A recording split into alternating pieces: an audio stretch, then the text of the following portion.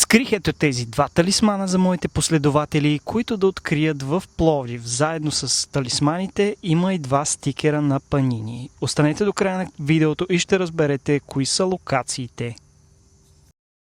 Отново започваме с моите любими хартиени наклонена черта пластмасови чашки. Отива директно в контейнера за смесени отпадъци.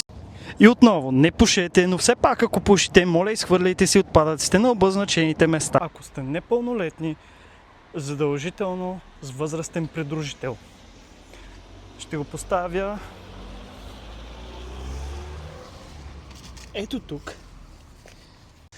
Междувременно до оградата ми проблесна ето тази опаковка, която ще взема, ще измия и ще рециклирам. Още една опаковка от вафла очаква ще е същата съдба. И тук също, тук също. Розовия Galaxy отново отива в торбата за рециклиране.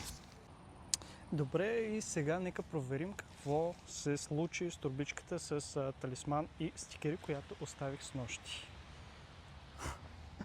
Така като гледам, все още е тук. Намира се на пеещите фонтани.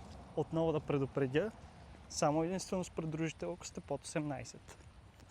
Може би като човек с по-нисък крич за момента ще трябва да поставям талисманите на малко по-видни места. Така че това място, предполагам, всички пловдивчани го знаят. Ето тук оставям и талисмана на Испания.